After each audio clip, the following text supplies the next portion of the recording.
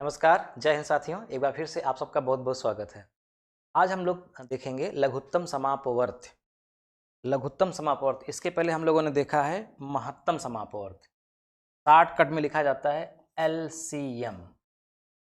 English में इसको बोलते हैं लीस्ट कॉमन मल्टीपल और हिंदी में इसको लिखेंगे लघुत्तम समापवर्त। देखिए, पहले शब्दों को ध्यान दीजिए। शब्द में पहले समझिए कि शब्द का मतलब क्या है। लघुत्तम का मतलब होता है छोटा से छोटा, छोटा से छोटा यानी कि सबसे छोटा, जो सबसे लघु हो, सबसे छोटा हो। और यहाँ पे दो शब्द है, समापवर्तक मतलब समान अपवर्त्य, समान अपवर्त्य, अपवर्त्य। जब आप लोग महत्तम समापवर्तक पढ़ रहे थे तो वहाँ पे अपवर्तक शब्द था, अपवर्तक। तो यहाँ पे अपवर्त्य है। अपवर्तक और अपवर्त्य में अंतर है। यही अंतर आप समझ जाएंगे तो आप महत्तम और लघुत्तम समझ जाएंगे। अपवर्तक का मतलब क्या होता है और अपवर्त्य का मतलब क्या होता है। अपवर्तक को अंग्रेजी में बोलते हैं फैक्टर, FACTOR, और अपवर्त्य को अंग्रेजी में बोलते हैं मल्टीपल, मल्टीपल। ये फैक्टर और मल्टीपल क्या है? मल्टीपल को कह सकते हैं गुणज, गुणज। जैसे आप लिखते हैं, दो का पहाड़ा पढ़ते हैं, 2 एकम 2, 2 दूना 4, 2 तिहाई 6, 2 चौका 8, 2 पंचे 10, इस तरह से। तो ये दो के क्या हैं? ये अपवर्त्य हैं। दो के ये अपवर्त्य हैं सभी, यानी कि दो का अपवर्त्य 4 भी है, 6 भी है, 8 भी है और 10 भी है। जैसे आप लोग गुणनखंड जब करते हैं, जैसे आप 20 का गुणनखंड करेंगे तो क्या करेंगे? 2 दूना 4 पंचे 20। तो यहाँ पे 2, 2 और 5 जो हैं वो अपवर्तक हैं के 20 के, और 20 के ही ये गुणज हैं। यानी 5 का जो अपवर्त्य है वो है 20। 5 का अपवर्त्य 20 है क्योंकि 5 के पहाड़े में 20 आ रहा है। 2 का भी अपवर्त्य 20 है। इसी तरह से 20 का अपवर्तक 2 है और 5 है। यानी ये छोटे छोटे जो हैं वो अपवर्तक हैं और ये जो बड़ा वाला है वो है अपवर्त्य। तो अपवर्त्य का मतलब होता है कि जो छोटी वाली के पहाड़े में आ जाए बड़ी वाली संख्या, वो बड़ी वाली छोटे वाली संख्या की अपवर्त्य होती है और वो छोटी वाली संख्या बड़ी वाली संख्या की अपवर्तक होती है। तो आप लोग क्या पढ़ने वाले हैं? अपवर्त्य, लघुत्तम समापवर्त्य।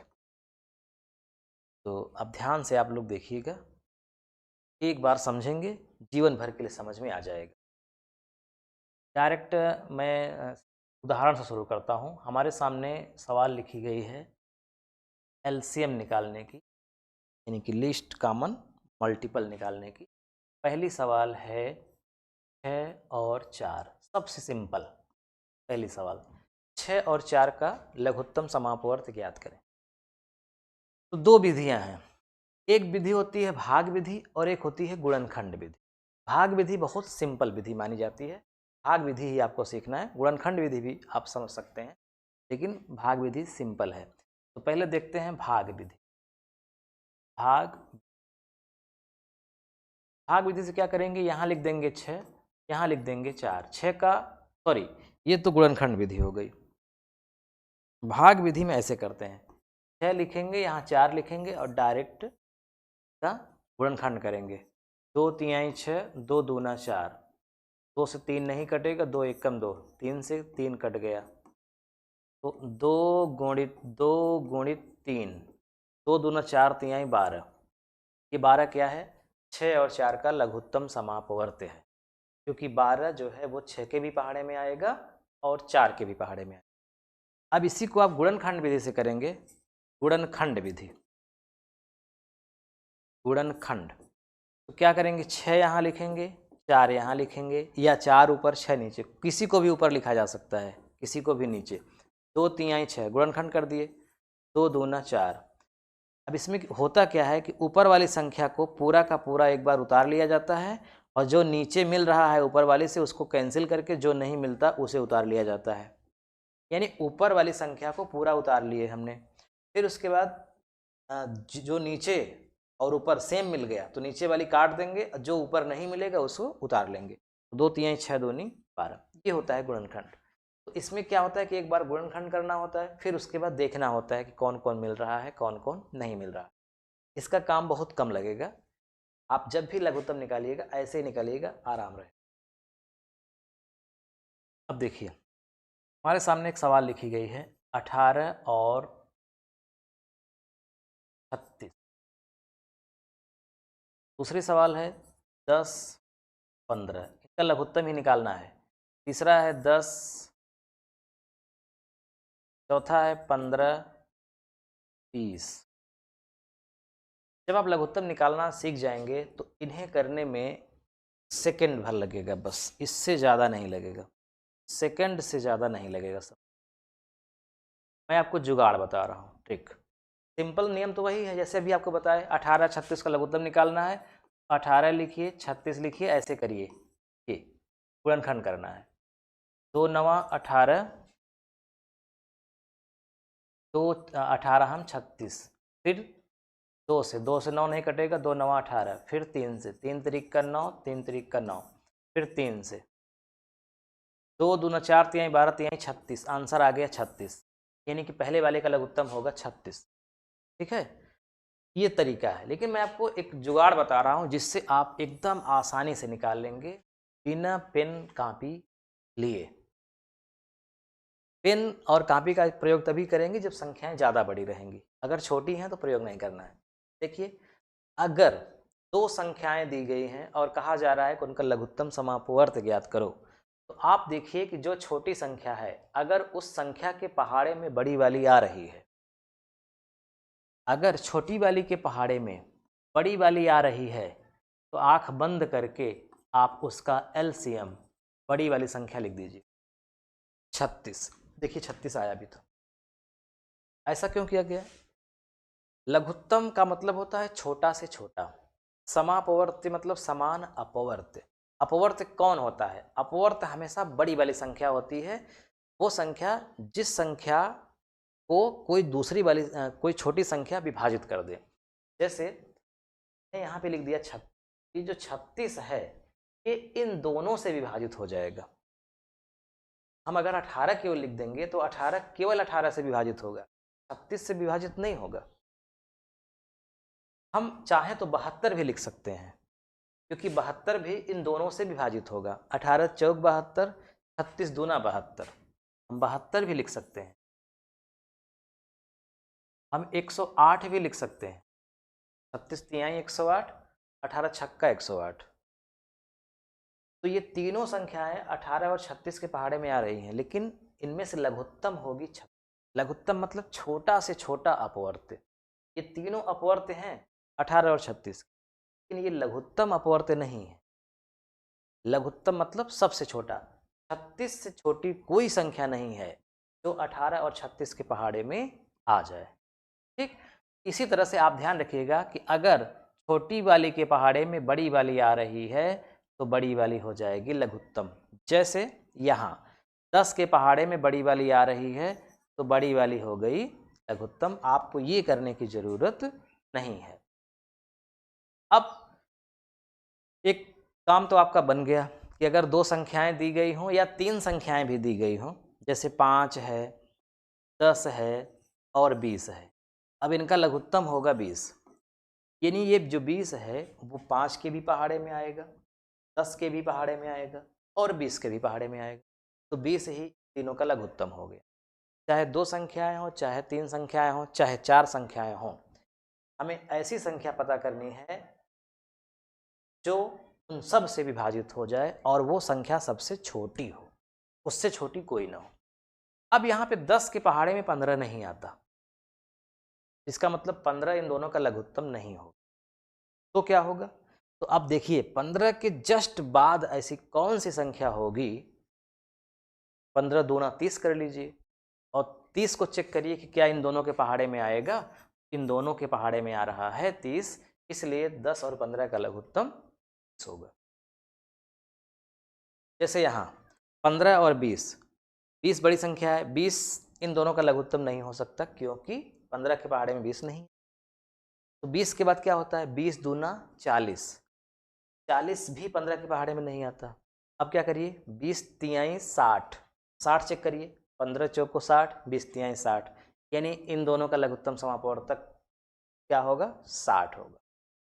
यहाँ देखिए सबसे बड़ी संख्या है 20, सबसे बड़ी संख्या है 20, लेकिन 20 लघुत्तम होगी नहीं क्योंकि इन दोनों के पहाड़े में नहीं आता। 20 दूना 40, 40 जो है अगर हम 20 दूना 40 कर देंगे तो 40 तो 10 और 20 दोनों के पहाड़े में आएगा, लेकिन 15 के पहाड़े में नहीं आएगा। तो हम क्या करेंगे, 20 तिहाई 60 करके देखते हैं। अब देखो 60 इन तीनों के पहाड़े में आ रहा है, 10 के भी पहाड़े में, 15 के भी पहाड़े में, 20 के भी पहाड़े में। इसका मतलब इनका लघुत्तम समापवर्त क्या होगा, 60 होगा।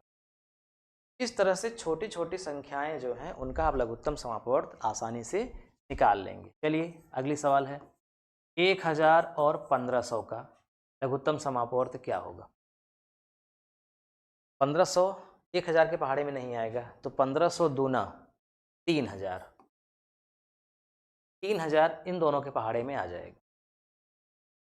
इनका लघुत्तम समापवर्त क्या हो गया, और देख लीजिए 30, 40 और 60, इनका लघुत्तम समापवर्त क्या होगा। सबसे बड़ी संख्या है इसमें 60, लेकिन 60 नहीं होगा क्योंकि 60 30 के पहाड़े में आएगा लेकिन 40 के पहाड़े में नहीं आएगा। तो 60 के जस्ट बाद दुगना क्या होगा, 60 दूना 120। अब 120 चेक करिए, 30 के भी पहाड़े में आएगा 120, 40 के भी पहाड़े में आएगा 120, 60 के भी पहाड़े में आएगा 120, यानी 30, 40 और 60 का लघुत्तम समापवर्त क्या होगा, 120। क्लियर, कितना आसान तरीका है, सबसे सिंपल तरीका। इसी तरह अगर इनका महत्तम निकालना हो, जैसे 30 और 60 का महत्तम समापवर्त निकालना हो, तो छोटी वाली संख्या इनकी महत्तम समापवर्त हो जाएगी और बड़ी वाली संख्या इसकी लघुत्तम समापवर्त हो जाएगी। सिंपल तरीका। अब अगर 30 और 25 है तो 25 तो होगा नहीं महत्तम क्योंकि 25 के पहाड़े में 30 नहीं आता। तो सबसे छोटी संख्या है 5, 5 से 25 भी कटता है, 30 भी कटता है, 30 और 25 का महत्तम समापवर्तक 5 होगा। और लघुत्तम क्या होगा, ऐसी संख्या जो इन दोनों से विभाजित हो जाए। 30 तो होगी नहीं, 30 छक्का 150, 150 30 के भी पहाड़े में आएगा और 25 के भी पहाड़े में आएगा, तो इनका लघुत्तम समापवर्त क्या होगा, 150 होगा। ये छोटी छोटी चीज़ें आपको पता रहनी चाहिए। अब देखिए लघुत्तम समापवर्त और महत्तम समापवर्त का जो संबंध होता है वो किस प्रकार का संबंध होता है, वो देख लीजिए। रिलेशन, संबंध।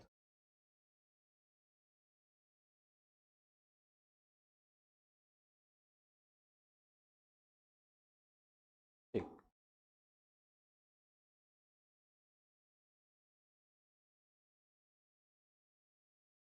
30 और 30 का HCF और LCM ज्ञात कीजिए तथा सिद्ध कीजिए, बहुत इंपॉर्टेंट बात बता रहे हैं, ध्यान समझिएगा। सिद्ध कीजिए कि संख्याओं का गुणनफल, संख्याओं का गुणनफल बराबर HCF इंटू LCM। सिद्ध क्या करना है, ये सच है, ऐसा होता ही है। अगर दो सवाल मतलब दो संख्याएं हैं, उनका अगर आपको महत्तम भी निकालना है और लघुत्तम भी निकालना है, तो उनका लघुत्तम और महत्तम का जो गुणा करने पे आएगा वही उनके संख्याओं के गुणा करने पर आता है। जैसे सवाल है 20 और 30, तो हम 20 और 30 का क्या निकालेंगे, HCF। क्या होगा, छोटी संख्या है 20, 20 महत्तम समापवर्तक नहीं होगी क्योंकि 20 से 30 नहीं कटता है, तो 20 से छोटा आधा करिए, जस्ट 10 होगा, क्योंकि 10 से ये दोनों कट जाते हैं, यानी कि सबसे बड़ी संख्या 10 है, तो ये दोनों विभाजित होंगी। 10 से बड़ी कोई संख्या नहीं है, तो ये दोनों विभाजित होंगे। इनका महत्तम समापवर्त 10 हुआ और इनका LCM क्या हुआ, 30 दूनी 60, यानी 60 सबसे छोटी संख्या है जो इन दोनों से विभाजित होगी। 60 से छोटी कोई संख्या नहीं है जो इन दोनों से विभाजित हो। 30 और 30 का महत्तम आया 10, लघुत्तम आया 60। अगर आप ऐसे नहीं कर पाएंगे तो वैसे करिएगा ना, आप जैसे बताए हैं तरीका महत्तम निकालने का, उस तरीके से निकालिए, लघुत्तम उस तरीके से निकालिए, जैसे आपकी मर्जी। ये तो मैं आपको शॉर्टकट बता रहा हूँ।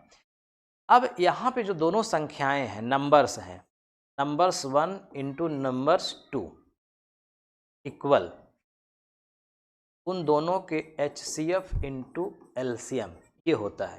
तो पहली संख्या क्या है 20, दूसरी संख्या क्या है 30, बराबर महत्तम समापवर्त क्या है 10, लघुत्तम समापवर्त क्या है 60।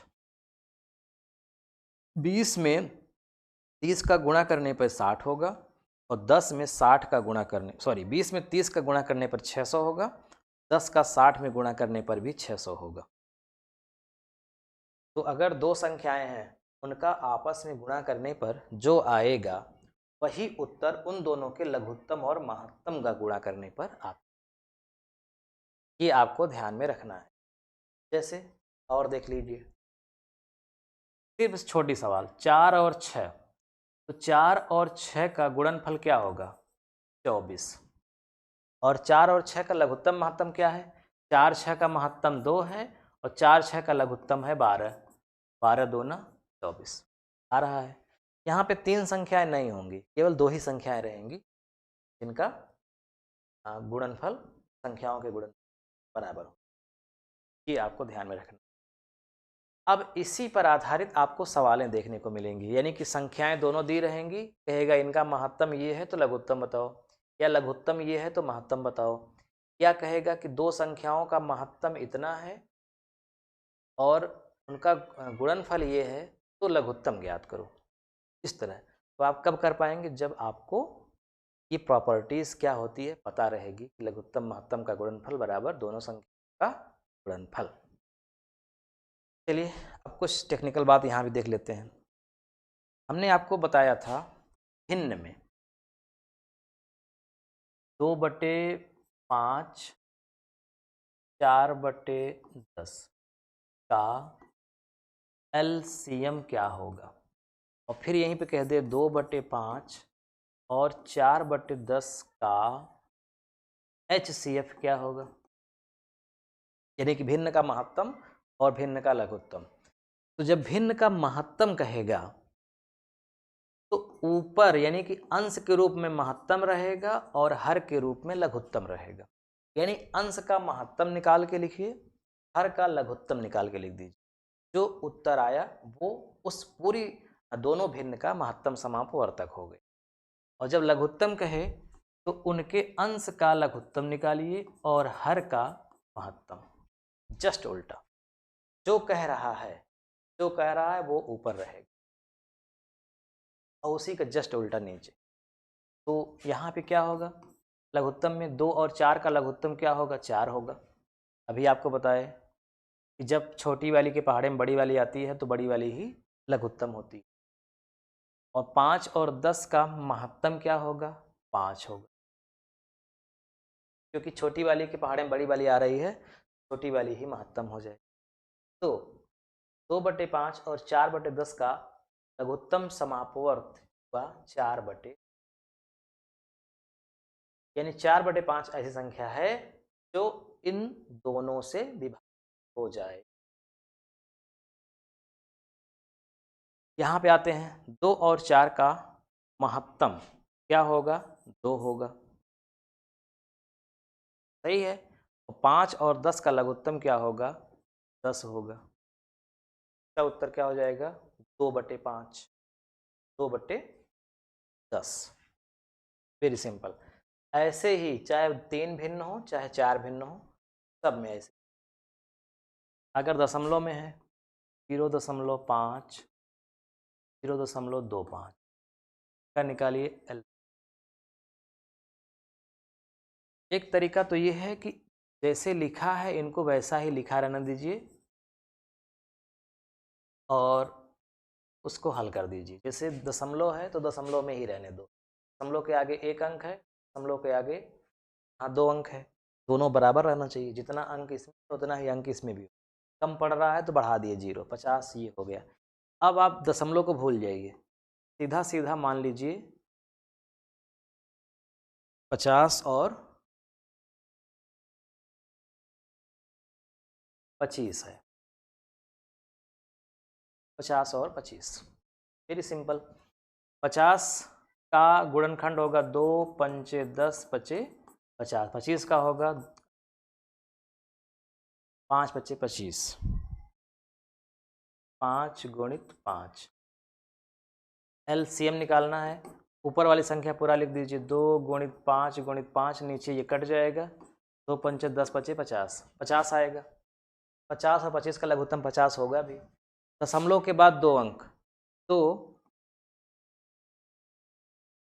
दशमलव लगा दीजिए, उसके बाद 2 अंक, 2 अंक के पहले। आंसर क्या हो जाएगा 0.5।